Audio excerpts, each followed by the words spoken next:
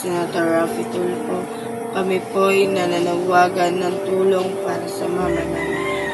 Lahat po ginagawa ni Mama para sa amin, kahit mahirap kami. At sana po matulungan niyo po kami sa aming pangangailangan sa pag-aaral.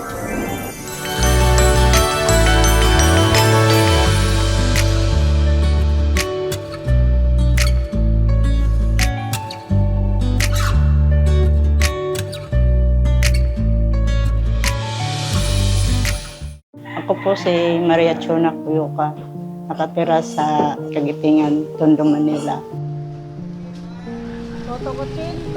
Kung saan po ako naghanap buhay, nagtitinda. Tapos, mayroong tumawag sa akin magpamassage yun. Pinuntahan ko po. Kung saan ako pumupunta. Quezon City, sa Nabotas, Malabon. Kahit anong oras po, mga alas 10, alas 11. Kasi kung hindi ka magtrabaho ng duplikayot, hindi ka makabayad ng bahay. Minsan kulang po yung kung ano, yung sa pagkain, gano'n, pambaon sa mga bata. Asan po yung asawa niyo? Namatay na po, ma'am. Inatake po siya. Kahit masakit, ma'am, kakayanin. Kasi pag nakita po nila umiyak siya. Hindi po ko pinakita sa kanila na nangihina po ako.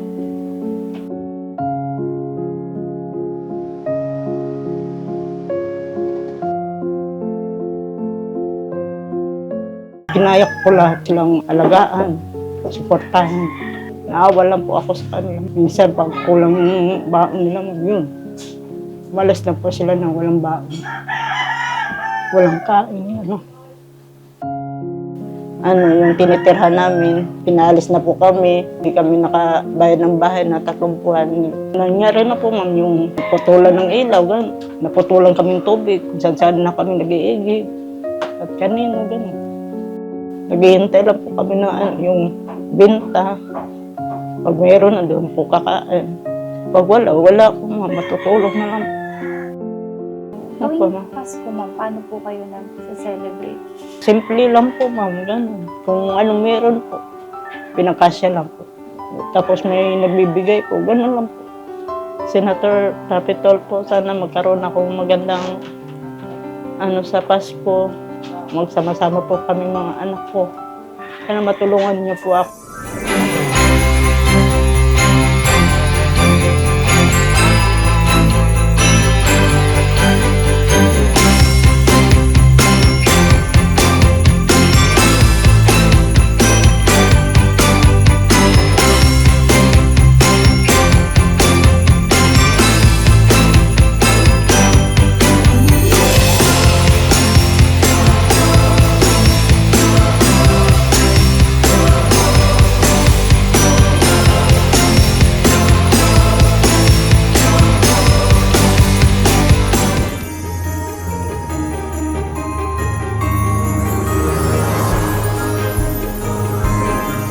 Maligayang Pasko po, Opo, ma'am. ate! Maligaya Merry Christmas po! Salamat po. Dahil nakarating po kay Senator Raffy yung hiling niya sa kanya na magkaroon ng magandang Pasko. Kompleto na yan, ate. Ayan, pang Noche Buena nyo, may isang sakong bigas, tapos may dagdag pang mga grocery. Hindi ka na mag-iisip ng pagkain nyo araw-araw, diba? Tsaka sa ihahanda nyo sa Pasko. Maraming salamat po, Senator Raffy Tulfo, sa mga tulong po inaabot po sa amin.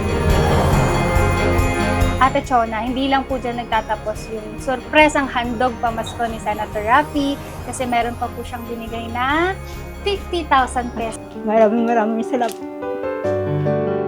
Laking tulong na po sa amin.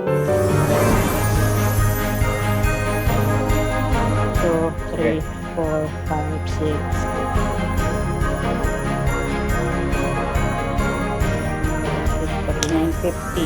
Senador Raffy Tulfo, maraming salamat po sa tulong po sa akin at sa mga anak ko po. Maraming salamat po. Maraming salamat po, Senador Raffy Tulfo.